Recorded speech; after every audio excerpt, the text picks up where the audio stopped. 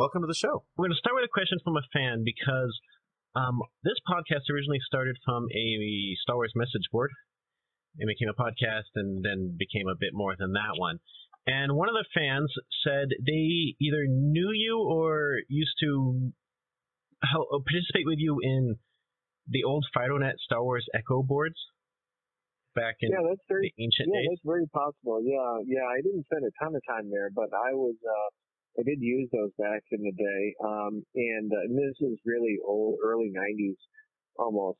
When I first got online, that was one of the first things that I was kind of poking around in. And then Usenet was another one. They had sort of a Star Wars message board on there. And then this is so early that there really was no World Wide Web. So it was mostly just text message boards here and there. So there was FidoNet, there was Usenet, and then AOL, of all things, America Online, actually had a really big Star Wars community that I was involved with at the time as well. And so, yeah, between all that early fandom stuff, there's a lot of people that I had sort of maybe crossed paths with at one time or another, just being a fan. And was it your involvement in FidoNet and those ones that got you to at least start writing in Star Wars when you did like Star Wars adventure journals? I think you wrote some old. You started with I think your first guide was Planets and Moons. Is that what got you involved in that? Yeah, it kind of was. This was so I was involved in that, and then that was early Star Wars internet fandom basically, and I was into it, and it was fun.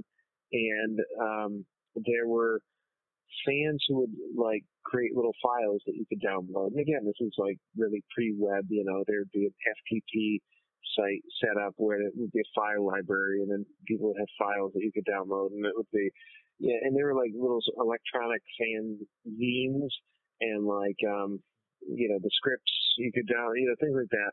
And I was like, oh, that's really interesting stuff. And I was thinking if there's anything that fans hadn't created yet that would be interesting. And for one reason or other, I decided to make a planets guide. It was a text file of all the Star Wars planets, so Alderaan and Tatooine and that. But then what was essentially the expanded universe at the time, which was the Brian Daley Han Solo novels and the Lando Calrissian novels, and the Timothy Zahn books had come out at the time, and the Dark Empire comics, and that. And so I created that, and people seemed to really like it. And then some people who were involved in fandom at the time, like I know Steve Sansweet was involved online. Kevin Anderson, who was writing novels at the time, was involved online and these things.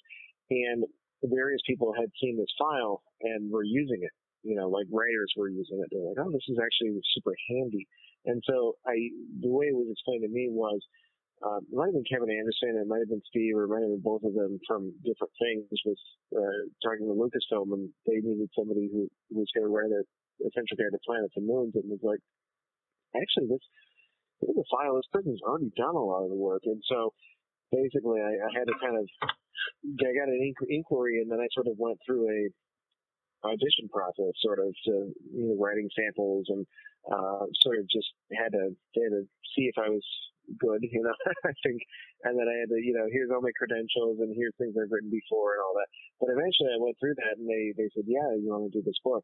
And so that was the Essential Guide to Planets and Moons. And then sort of simultaneously while I was doing that, I was like, yeah, I'm going to do a bunch of stuff. So yeah, Star Wars Adventure Journal, I wrote some short stories for that. And then I was doing some other stuff. But this was seriously like mid to late 90s is when all that got going. And it wouldn't have gotten going if it hadn't been for sort of that planets file. It really was the thing that got the ball rolling. That's a question about we'll say the old days of Star Wars internet. Because I think I first got online in 98 or so. And do you remember the old Star Wars based search engine Bantha Tracks? Yeah. Mm-hmm. So the ones you were talking about was like 2 or 3 years before the web became on Windows 98ish, and then Bantha Tracks and all those ones popped up. Am I correct with the timeline? Yeah, it is. I mean, I this would have been 93, 94-ish when I was on, and I think the web didn't start becoming popular until like 95, 96-ish. Yeah. But, there was sort of this transitional period where there was an internet, but it wasn't in really the form that we know it. There was a lot of, it's a lot more complicated. A lot of AOL discs for 1 month subscription. Yes, there was. And you had to pay by the hour. You only got like 20 hours free per month. And so anything beyond that, you'd have to pay money for. And so, that was a nightmare.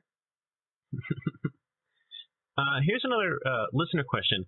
They said in the early days, you worked on a lot of the guides, and we just talked about planets and moons, droids. You worked on the Essential Chronology with Kevin Anderson at the time. Oh boy, that one's changed a lot. And now you still work on guides with the current format.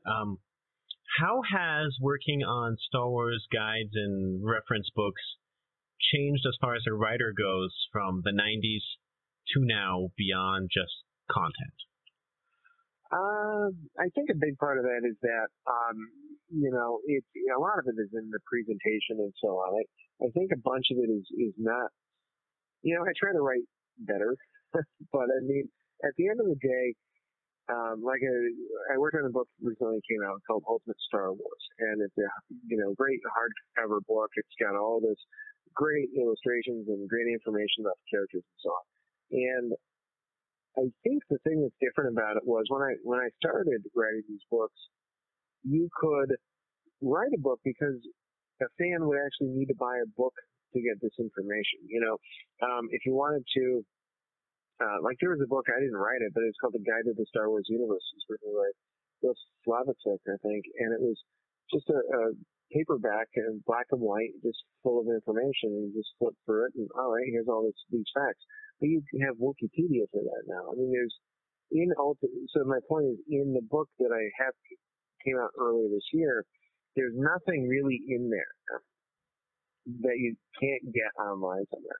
But the reason why people still buy books is because they are put together so well, and there's just a different experience in spending time with a book and paging through it and getting the information in that way, as opposed to when you're looking something up on Wikipedia or something, you're usually trying to find a specific fact, all right, So I think these books are a little less than, hey, I need to know this fact real quick. I'm going to pull Ultimate Star Wars down from my bookshelf and flip to the right page.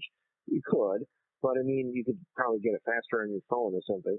And it's a little bit more about sort of immersing yourself in the world of Star Wars, and the answer to that is that it's just as much the design and visual layout people as it is the writers. If you pick up a book that I wrote in the late 90s, Essential Guide to Planets and Moons, for example, and you look at one of the books now, like Ultimate Star Wars, just production quality is night and day. It's that old one was black and white, it was on cheaper paper, and it was all.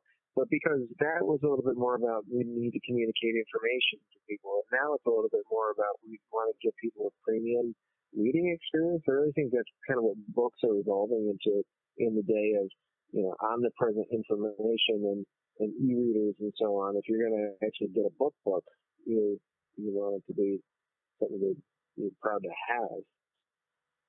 Yeah, and that's definitely clear with, I have the Atlas right in front of my face, and, from Planets and Moons to the Atlas, presentation has, changed a ton, and it became, the Atlas definitely a lot more, like an Atlas. There's a lot, the presentation, it's more of the type of book you'd want to just read and go through versus just straight information. And of course, you've also worked on ones which are definitely known for presentation, like the Bounty Hunter Code, Imperial Code book or handbook, Jedi Path, Sith, whatever the Sith one's called. You've worked on those ones where definitely it's more presentation than it is just information, because you make it something that people want to hold and want to have versus an ebook. Yeah, it is. It's even they have the deluxe editions of those that sort of push button and they open up and all that. But they have the regular editions too. And even the regular editions, the covers are different. The Imperial one's very sleek and shiny, and the pages are all squared off, and it looks very trim and military. And then the Bounty Hunter one is sort of like this old leathery sort of cover, and the pages are sort of frayed on the edges, like it's been beaten up a little bit more. And a lot of it is that it's just a presentation. It's supposed to feel like more like an artifact than it is like a book, and that's kind of fun. That just in itself, it's kind of fun. So the next question is from a listener who is about, since we're already on this subject, they want to know the process that you as a writer go through to write books like The Jedi Path, Book of Sith, Bounty Hunter Code, and so on. First of all, how do you get your reference material? How do you collect your data? And how do you go about writing? And how much does Lucasfilm or Lucas Books work hand in hand with creating such a book as that? Yeah, a lot of the writing or reference material is something is stuff that I already have. I don't know. I have a huge library of this Star Wars reference material and so on that I can go to. And like I said earlier, you can get a lot of stuff just online. A lot of Wikipedia. So certainly you often start researching something by going to a site like that. It's not the end all be all, but it's a good thing to be like, oh yeah, I forgot about that story. Yep, I definitely have to check out that one. And then once I have that, and then I can go back to the episode of the Clone Wars that and watch it again, or go back to my library of books and pick up the thing, just so I'm making sure I'm getting the right information from the right primary source. And that's I think in a way that's almost easier now than it was. The whole expanded universe versus Legends and a new regime of Disney coming over and sort of starting this all over again. It's when I was working on a book like Ultimate Star Wars, which came out this spring. It's really the new canon. They told us it's episodes 1, 2, 3, 4, 5, and 6, and Star Wars: The Clone Wars and Star Wars Rebels, and that's all we want to focus on right now. Because even the books that are out now, they hadn't released them yet. So I had worked on the Star Wars Encyclopedia a few years prior to that, and that was like completely different because that was write a book about Luke Skywalker. It's like, oh boy, here's all the stuff that he did, and here's he married Mara Jade, and he had these adventures and all these novels and comics and the Resurrected Emperor, all that stuff. And now doing something like an Ultimate Star Wars, it's like, all right, well, it's actually way simpler, but at the same time, it's a little challenging because some of the characters, I was writing an entry for Yaddle, from episode 1, the Jedi Council member, and I remember just kind of puzzling over it. I had to fill like, I don't know, 300 words about Yaddle or something, but it's like, wait a minute, if we can't use the Star Wars Tales, and we can't use the young adult novel, and we can't use the comic that she was in, or whatever, it's really not much. Yaddle hasn't done a whole lot. And so we kind of wrote around it, but it's a very different process now in terms of finding stuff, and that kind of goes to the second part of that question about Lucasfilm approval. Earlier, maybe it's trickier to sort of get approval just because you have to juggle so many stories in that. And I guess it's a little simpler now. Like when I was writing the Yaddle thing, it was a little bit more like, hey, it's clean slate. I don't have a whole lot to write about. But at the same time, I'm not going to come up with my own backstory. Like, wow, hey, here's a great opportunity for me to come up with new facts about you. Because I'm like, let's just wait and see how this shakes out. There's a lot of material coming very soon in the new sort of Star Wars canon, and I don't want to get off on the wrong foot with anybody. So, for any of your research, have you ever been invited to go into the vault at Skywalker Ranch, and if so, were you able to look at anything cool reference materials or original stuff? Well, no, it's a good question. I mean, I've been out to Skywalker Ranch, but I've never really been what you would consider the vault stuff. I think I've worked on projects that had access to like original things that had never been seen before and stuff, but I usually wasn't the one who got them. It was like somebody else was closer to there, and was able to say, hey, we were working with Lucasfilm, and hey, look what they found, and all that kind of stuff. And I love that, I appreciate that. But often I'm either finding information that is publicly available and there's a lot of research, or I might create something that's original and then maybe they'll approve it. Like I said, it's waiting to see how the new expanded universe gets filled in before doing a lot of that. And then in some cases, I might not know what's going on. It's like, oh, here's a secret project, and then those are kind of interesting things where you might be working on something and it's like, hey, anything about this new character that you can tell me? And then they'll be like, oh, okay, I guess you do need to know something. And then sometimes, you'll get access to stuff early, and it's not exactly a script for the next movie or anything like that, but you sometimes learn little tidbits of information that in the course of writing that you're like, oh, all right, thank you. those are always kind of fun. But actually, I surprisingly know very little about the new Force Awakens. I probably know just about as much as the average person. And so that's kind of good in a way that I'm excited to see it, because I'll be able to see it kind of unspoiled. But on that note, since you've done so many guides and so many different reference books, even before with what is now Legends and then with Clone Wars and with Rebels and so on, was there ever a time when you were writing a book where you learned something that made you very excited as a writer, but you couldn't talk about or mention anything about until, for months and months or a time, since, sometimes you write these books way early, and you just had to sit there as a fan until suddenly everyone else could see it? Yeah, no, that happens a lot. Every time there's something new, it's always like, oh, yeah, I'd love to use that. I can't quite use it yet. And it just kind of hangs around out there and that. And that happens a lot. And then it's just, yeah, it just comes with the territory. There's usually something exciting, and then you'd like to talk about it, and then you kind of forget. The funny thing is sometimes, you'll forget exactly. Sometimes you might read something early. So you might read an early version of a script or whatever. Or, I used to, at one point, when I was working on some of those essential guides, I was getting upcoming books so I could reference the upcoming books, but they weren't finished yet. I was getting the printouts of the manuscripts from the writer, like the new X-Wing novel by Mike Stackpole or whatever. I'd get it FedExed, and it would be 400 pages from Kinko's basically, and I would go through it, and it was great. But then that's not always the exact final form, and not like they're going to completely rewrite it, but there might be things that are redone, or maybe the character gets their name changed or something like that. And then you have these weird faulty memories like, wait a minute, I go crazy? Is that actually a thing? And then you pick up the book, the final book off the bookshelf, and the actual paperback, and like, no, wait, God, where did I get that from? And then it's like it's like a weird competing version of history. Two competing versions of history going on in your head, and the longer and the more of that you get exposed to, the crazier you start to think the memory is, the faultier it is.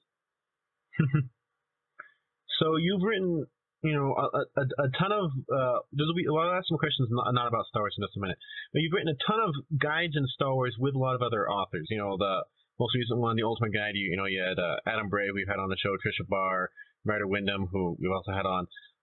Is there a specific area in Star Wars which you specialize in when you work with other authors, such as Ryder or Pablo or Sam Sweet and so on, that you focus on yourself?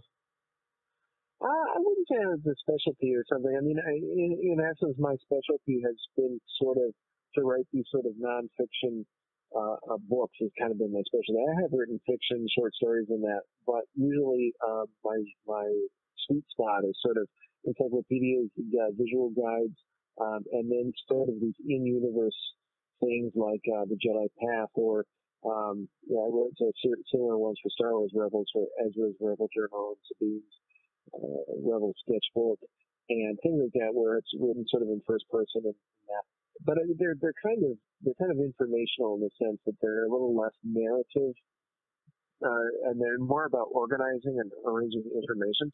So that's kind of my specialty. But at the same time, if I'm going to work on a book like the ones that you're talking about, and most of those guys do a great job with them too. You know, Jason Fry or like for Star Wars, you know, Adam Bray, or writer, with a bunch of stuff with writer, or Trisha Barr, and these guys, and that's kind of their sweet spot too. So I think we all kind of have similar skill sets, and we're able to just say, hey, you know, let's, with Ultimate Star Wars, for example, there were 4 of us, so we split it up 4 ways, but it wasn't super clean. Like, it wasn't like, well, I'm only going to do the classic trilogy or whatever. It was just, we split it up fairly evenly, but at some point, you know, it was kind of a sampler from basically everywhere.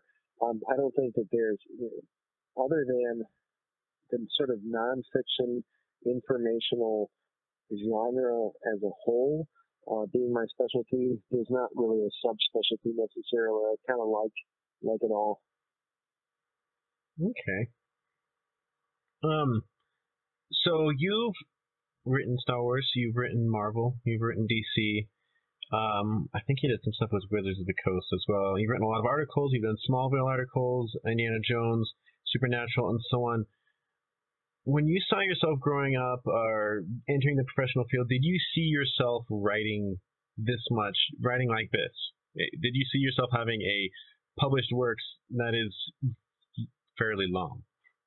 No, I really didn't. I mean, like I said, when I was doing at the beginning, when I was doing that Planets file on, you know, various America Online download library, and it was on some FTP site or something like. Well, basically, I was writing it not because I wanted to be professionally published, but just because I really liked Star Wars. And I was like, hey, I bet other people get a kick out of it. So, you know, I was hoping that somebody might send me a little note and say, hey, this was very helpful. And, you know, a couple of people did, and I was like, all right, well, that's it. That was, you know, I've done what I set out to do. You know, mission accomplished. And then that actually turned into a writing thing was stunning to me. And then but then because I was like, well, I've got to just, you know, do so good with this, you know, and then looking back, I'm still not super happy with that book or whatever. But at the time I was like, you know, wanted to do as much, so into it, you know, I can't let this slip by. And then I had another assignment, and then, you know, after a couple of years, I had an opportunity to work on the DC Comics Encyclopedia, and I've always been a huge comics fan. And so I was like, oh, I got, you know, just got to put everything into this, you know. And so luckily that has sort of compounded itself, and I've been able to work on other things. Like I said, that Marvel, DC, and Star Wars have been the bulk of it, but I just had a Ghostbusters book that was just published. It was Ghostbusters: The Ultimate Visual History. It's a history of the making of both of the films and the animated series and so on. And that was huge. You know, I loved Ghostbusters when I was growing up. And then next spring, I have a book coming out in conjunction with the Warcraft movie directed by Duncan Jones. So, and you know, when the publisher or editor that I knew, and he was like, hey, do you know anything about Warcraft? And I'm like, yeah, hey, I know Wyatt's name, and I played him off and on for about 4 years, and it's like, yeah, I'd love to work on it. So really, these are almost everything I've done. Well, I guess everything I've done. I can't even think of anything that I haven't been into in some way that I've been like, oh, okay, fine, I'll bite the bullet just to make some money. You know, it's never been. These are all like passion projects, essentially. It's I'm hugely lucky, you know, and I'm very grateful. Well, I'm quite sure if you ever needed help with that Warcraft book, you just call Christy Golden and she'll have everything you ever need. Yeah, well, no, I think. In fact, I think she's writing the actual novelization herself. I think she is, yeah. And I met her at Comic-Con a few years ago, and she was. I actually had a long conversation with her about Warcraft, and that was when I was still playing it really active. I'm way too busy now, but yeah, it was great talking to her, and I was just like getting all this download from her. And I think she is. In fact, I think they were even, you know, elements of the story itself are really from the books that she had spearheaded, that they're kind of taking that into consideration in the story. But anyway, yeah, I'm super excited about that. I was talking to somebody the other day about this in general, but you know, the idea that we have Star Wars, new movie coming out, and we have these Lord of the Rings movies. There's a Warcraft movie coming out, and we have the Avengers, Batman versus Superman, and probably 20 years, if you were 20 years ago, and you told the average fan that any of this stuff was going to happen, it's like, you're crazy. How is anybody ever going to go see an Avengers? And like, just the idea just seems so far fetched, and look at the world popular culture is now. It's amazing. So, if I recall right, you have a degree in advertising and you work in marketing. Am I correct? Yeah, I also do that. So yeah, it's sort of a balancing act that I do the writing thing, and then I also, completely unrelated, but I do a lot of marketing work too. So your your day job is marketing, and then you balance writing in your free time around your day job. Yeah, I do. I do a lot of that at night. I set aside time every night, several hours, and I work on the projects there, and then put some time together on the weekend and that, and I'm usually kept pretty busy. It's not there's not so many projects that I have to be writing 24/7, but there are enough projects that I pretty much only do that, and I don't have a lot of other hobbies. I don't go golfing, so that's time. That's why I stopped playing Warcraft. I was just like, I can't. Too many deadlines. So here's another fan question. It says on your page that you helped contribute to George Lucas's blockbusting, his book about the top 300 or most influential films, which his name is on it, but a lot of other people helped write it, like Michael Kogi and so on. This person wants to know, what was your contribution to that book? Yeah, I can't remember. I think I did. I mean, there was a ton of books in there. Like you said, I was one of many contributors, but I did at least like 10 films. It might have been more than that, but I know I did at least 10 of the films, and they're pretty detailed breakdowns of them. I remember I'd have to go back and check my notes, but I remember I did Superman. I did Superman 2. I did E.T. I did. I can't remember, but there were certain genre films from the 70s and 80s were kind of the ones that I had focused on, and they really were like these really detailed looks at the film itself and the things that you didn't know, and then there was a lot of like how much money did it make and what was the budget, and how there's a lot of sort of business analysis too on why it was a good bet, or did it make the studio money, did it make it internationally, and so on. And so there's a lot of interesting sort of industry focus rather than just movie trivia that I hadn't put into a book like that before. But that was that was probably about 10 years ago or so. That book, I had gathered that it had been something that George Lucas wanted to have published. He wanted a book like that to exist somewhere, and then just because of that, it came into being. So I was happy to work on it. So here's another fan one. It says that you were the lead question writer for Parker Brothers' Star Wars Trivial Pursuit. As someone who has a lot of background information when it comes to the Star Wars universe, how did you balance the information you knew with information one could usually expect a Star Wars fan to know without going too deep as far as the Trivial Pursuit game goes? Yeah, that was hard to do because I remember I can't remember how many questions were in the boxes. Because there's like 5 questions per card, and then there's boxes of cards that come with it. So it was a lot of questions though. And at the time, I could only use it was before the prequels came out. I was working on that in the 90s when before episode 1 came out. So it was literally only the classic trilogy, and I remember it was so hard. The way I wrote it was I had them on video cassette, and so I started up with A New Hope, and I just kept going through it, and then I was just typing down every 10 seconds, something that I could use, like who was the first character to speak in episode 4? What does the opening crawl say, and things like that. And some of them are really going to be really easy because you kind of want some of them to be really easy. You don't want somebody to buy this game and then not have any, because I figured, kids will play it and stuff like that. So you want some that are fairly easy, but then you want some that are hard because you don't want just super fans to buy this and then just never lose. The first turn, they put all the pieces into the pie. And so some of those were intentionally a little bit harder. I don't remember if this is in there or not, but I remember one of the ones was I was staring and there was like, how many dots after the last word are in, like, at the end of the opening crawl, like the little period. How many of those are there? And I don't even know if that made it into the final cut, but I remember coming up with that, like, I bet nobody's going to notice it. But there are a bunch of questions where they're hard. I remember the one thing about Star Wars Trivial Pursuit that was a challenge for me was I had to come up with so many questions. So I had this clever idea, which was a way to rephrase a question and kind of use it twice.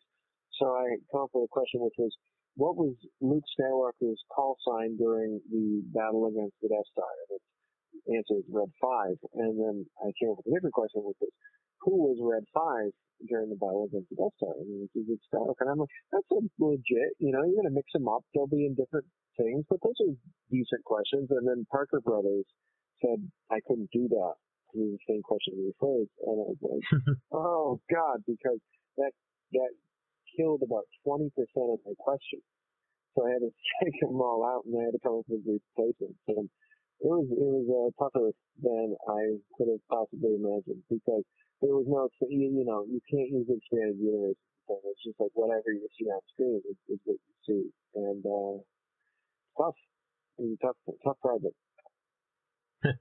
I imagine, I don't know, imagine if they did a newer version, it might get easier for a little bit and then get hard again, because, they just threw out half the possibilities for some of those questions, and now they'll add more. Yeah, well, if they made a new one, I think it'd be easier just because you'd have twice as many movies to draw on from, but you'd probably still have the same amount of questions in the box because of the cards and the way that they package the cards, which means that you could be more creative with it. Like, I think some of the questions that I had to eventually squeeze into that original Trivial Pursuit were kind of lame because I had to fill with so many questions.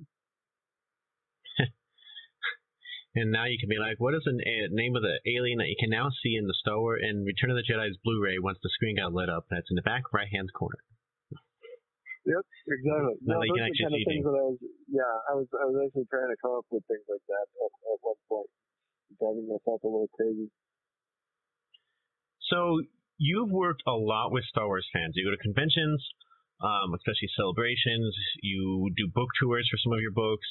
And you get to associate a lot with Star Wars fans. How has the reaction with Star Wars fans to you been? Has it changed over the years with your work? And how do you enjoy being having the type of job or side job, I guess, where you have so much interaction with fans? Oh, it's great. I mean, it really is great. And I mean, the reality is that I'm lucky to be there, because at the end of the day, I mean, people aren't coming over to see me personally. They're coming over just because I've worked on the Star Wars books, and that's fine. I'm glad. If it wasn't me, it'd be somebody else. I'd rather it be me. But at the same time, it's also not. It's a very egalitarian thing, because, like I said earlier, I mean, the only reason I'm doing this is because I was a fan and I am creating sort of fan works and things like that. I'm not turned into something professional, but I'm grateful to be here. But like I said, it's not. I'm not the reason. I'm not the prime motivator here. I'm just a fan, sort of a lucky fan who's worked on a lot of projects, and therefore, when I meet other fans, it's that's what it is. It's not like people are coming around, they're doing a book tour or something like that. People aren't necessarily coming around to see me.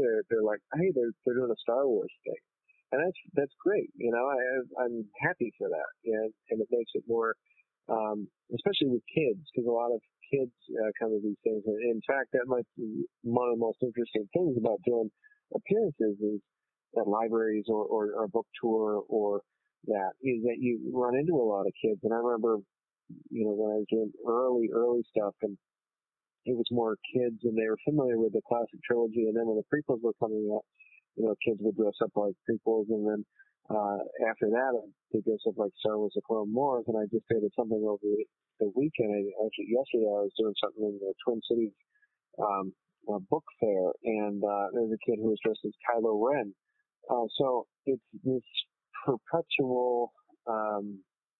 There's always kids, even though that's today, and then 5 years ago there were kids, and 10 years ago there were kids. There's always kids. So when you think about Star Wars and why it's popular, it's like, because there's always kids. I mean, that's kind of the answer. There's always kids. You go to one of these things, there's always kids. They're in costumes. They're in Halloween costumes, even if it's not Halloween. And those are the kids who are going to grow up, and then they'll still be. And that's why Star Wars is popular. It's because it's always renewing itself as like another generation. There's always another generation in the hopper, basically. So I have a couple questions as we wrap this up about non-Star Wars stuff, mostly because I'm also a huge Batman fan, and there's 4 books in front of me that you wrote that are Batman. And one of them which comes to mind is the visual history of the Clown Prince of Crime. And there's a listener question who wants to know, to you, who is the best Joker? Well, let's see. I mean, the Jokers that I can think of off the top of my head, there would be the Cesar Romero Joker from the original Batman TV series. It was a lot of fun.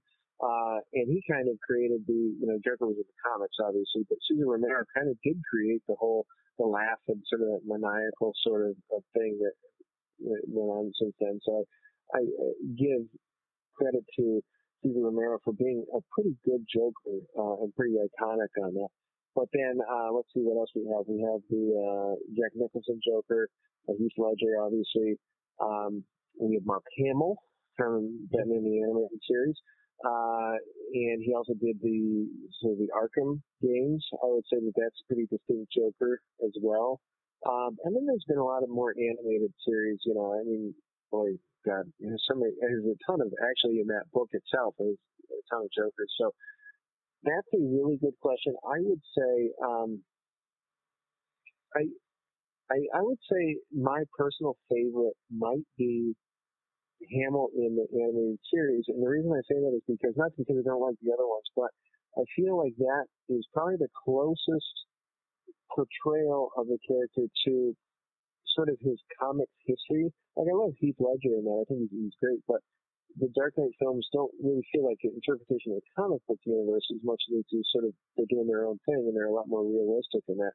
But the animated series was very much a sort of a take on the 1940s sort of modernized era of that, and sort of it felt very much like it was sort of the essence of Batman. That whole animated series felt like it was the essence of Batman history from 1939 up until the 90s, sort of mixed together in a blender and then just poured out in a glass.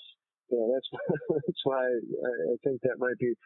There's something very very cool and very cozy about that series. If you like Batman, it just sort of is might be the best take on the character. Not reinventing the character, but just saying, this is kind of the summation of his character, and for the Joker too.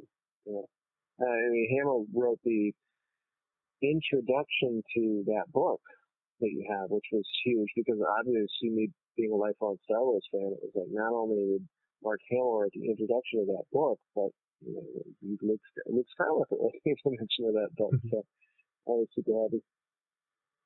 So here's another DC question.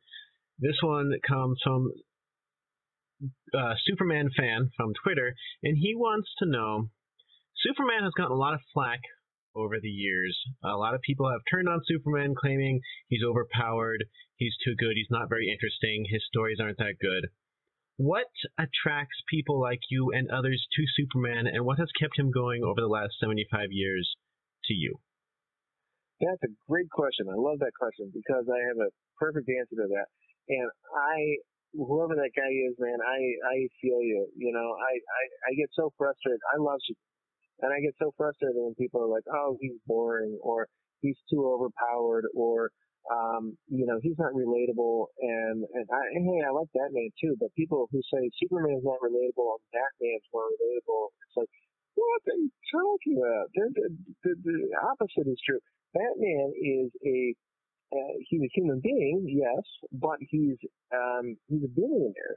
He's a one percenter. He's sort of a mentally kind of messed up, kid who grew up to start this thing because his parents were murdered and that. And he would not be a very relatable person. He would not really have a fun time hanging out with Bruce Wayne. You would have a great time hanging out with Clark Kent. And the reason why is because he's not an alien from Krypton. He's really not. I mean, he is, but he's really not. He's a kid who grew up in the Midwest, and he's poor. Bruce is rich, but Clark is poor. He grew up poor, and he worked really hard, and that's why he is cool and relatable. Is that nothing came easy to him. He had to work super hard for it, and then when his powers manifest, he was raised by, unlike Bruce, who obviously was orphaned.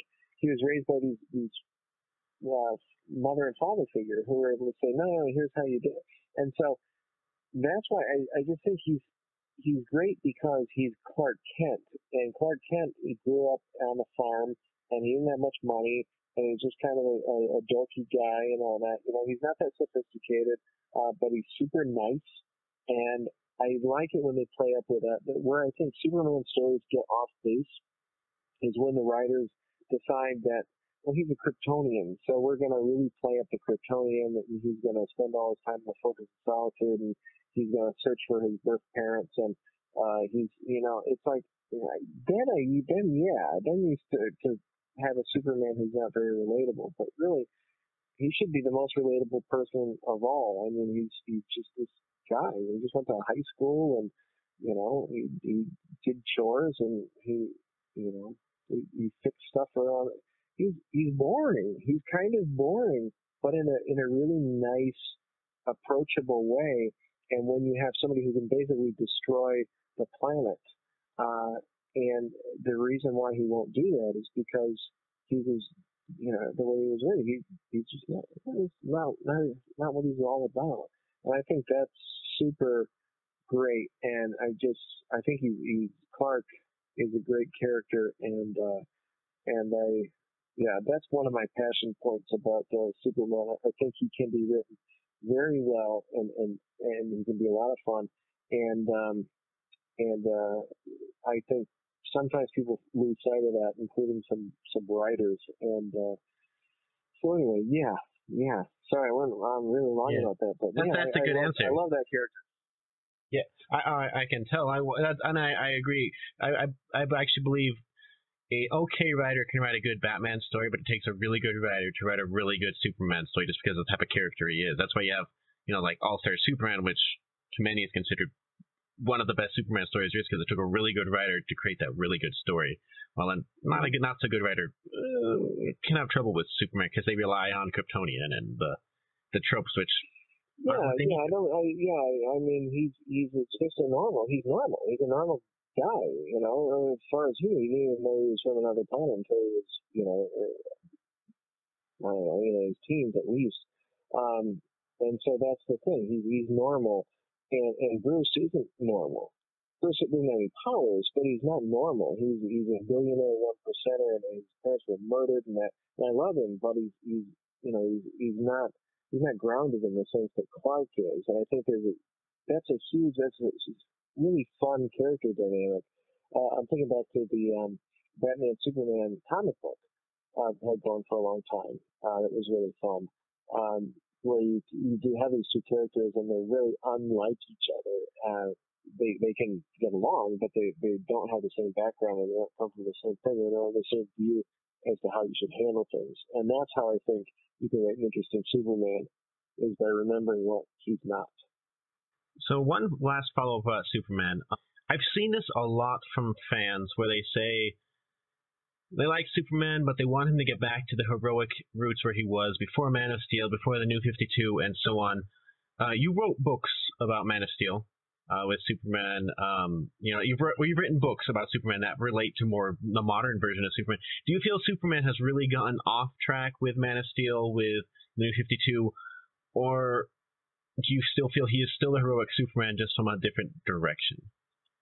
Yeah, it's hard to say just because that's my take on Superman. But I mean, other people have different takes on him, and they like to explore different themes and so on. And I don't know. I mean, it'd be interesting to see how they develop some of these themes. Because Superman can exist in a lot of different mediums. You have the new Man of Steel, and you have Batman vs Superman coming out, and then the New 52, and then you have there's a lot of takes on what you can do with that.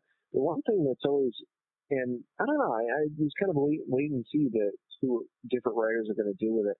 I have certain takes that I like to kind of go back to, but at the other point of the spectrum too is that the other thing that's kind of worth remembering about Superman and why he's open to so much interpretation and different versions of the character is because he is the ultimate superhero. He's the first superhero. There really was no costumed, superpowered champion in the sense that we think of superheroes until Superman in 1938. And therefore, since then, over 75 years, he's defined what a superhero is. And so, while I would like a certain take on it for myself, I also can't deny that if you're going to reinterpret like what can you do with a superhero convention, you kind of have to have him go at Superman. Like he kind of stands for all of it, in that sense. And that's, I think, the reason why he's handled so much differently by different writers in different situations. It's because when you tell a Superman story, you're almost telling a superhero genre deconstruction almost by default, just because of who he is and how much history is behind Superman. Well, fantastic. I'm just going to make sure I didn't miss any big questions from listeners. Here's two quick ones. Since you worked with Spider-Man and Batman, both of which have really famous rogue galleries, which is your favorite rogue gallery between Batman or Spider-Man's rogue gallery? Well, that's a good question, because I was going to say, like, who has the best rogues gallery at DC? Well, it's clearly Batman. Who has the best rogues gallery at Marvel? It's clearly Spider-Man. When you put them against each other, that's interesting, because I'm very tempted to say Batman because he has this sort of, this very creepy bit where a lot of Batman villains are fun because they're not costumed in the sense that they're wearing superhero costumes. They're wearing like what you'd find at the vintage clothing store or something. Like the Joker wears a suit, and Two-Face wears a suit, and Penguin wears a suit, and a lot of his villains are like sort of these gangster sort of things, and they're very well dressed, and the Mad Hatter, wears a suit. Like they're not wearing costumes in that sense. It's very unique in that, and that's kind of what Gotham's vibe is all about. Like there's a sort of creepy Victorian or 1940s kind of feel to the whole proceedings in that. And so I almost give extra points for his rogues gallery there too. But Spider-Man's rogues gallery is a lot of fun because, and this was interesting because I've been working on a book recently. I did sort of a character encyclopedia for Spider-Man, and what's interesting about his rogues gallery is, and a lot of fans that if you're a casual fan, you don't realize this right away, but it's like, a lot of his stuff is like animal themes. You have Doc Ock, and you have the Scorpion, and you have the Jackal, and Black Cat. Black Cat, and you have the kangaroo, and you have all these sort of things. And there is sort of this, and they're all a lot more lighthearted and more outrageous and funner than Batman's, intentionally so. And there's, I don't know, there's a lot to like. The Green Goblin, I think it's an animal, Like, he's Craven the Hunter is coming in. But there's, boy, when I think of Batman, I think of this sort of very dark vision of sort of it's always at night, nighttime thing. And then when you think of Spider-Man, it's always bright daylight, in New York City. It's sort of this very well lit, optimistic, sort of sunny take on it, and that fits the characters. That's kind of who the heroes are all about. So, just for kicks, I'll say Spider-Man. Spider-Man wins. Okay, and I think that's the last one. Oh, last one. Which of the new characters, not the classic ones, which of the new characters in Star Wars Episode 7 are you most excited to see on the big screen? Well, that's a good question. Like I said, I don't know a lot more about the story than anybody else who's listening probably knows about the story. So, I am, I just saw the poster was just released too. So, I guess I'm intrigued because I'd love to see, Han Solo come back and all that, but I know he's not really the focus of the film. I want to see, Luke and all that back, but I'm very interested because the new characters who seem to be front and center are Finn and Rey, and I'm just very interested in how they're playing off each other. I think it's a great sort of fascinating thing to have these new characters who are taken front and center. Who I don't know what their backstory is. It's not, even with the prequels, it was like, okay, well, we're going to have Obi-Wan, a young Obi-Wan, but we know what's going on there. And then this is Anakin, it's a young Anakin, but we kind of know where this is going. Like there's a lot of setting up where you knew what the characters were all about. And then I look at the poster and I look at Rey and Finn, and they're bigger than any of the other characters, and I'm like, what are we doing? What's their story? What's going on? What's going to happen? And so that's what I want to see. So I give both to both of those. Okay, fantastic. So we do our last question, which we ask every single person, and then we have a quick request at the very end. So last question we ask every single guest on the show.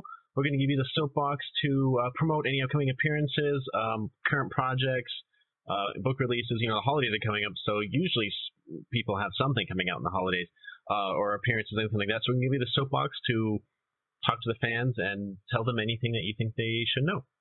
Sure. I just had some books coming out. There's Avengers Encyclopedia, which is a book I worked on. That's out now. I mentioned earlier, but there's Ghostbusters, The Ultimate Visual History, which is something I'm super proud of, and really a definitive Ghostbusters history volume, and that's out now.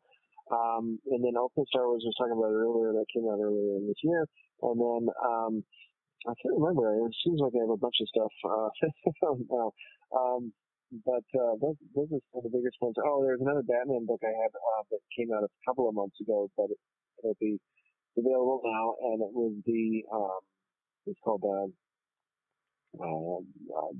The Art of Rocksteady's Batman, Arkham Asylum, Arkham City, and Arkham Knight. So as you can tell, it's a retrospective of the games, the game trilogy, including the concept art and interviews with the developers and directors and concept artists and programmers for that series. So, yeah, those are some of the big ones. Well, I have a quite collection of your books, so thank you for all you've done for fans of not just Star Wars, but DC, Marvel, and everything else. All right. Well, hey, it was a pleasure.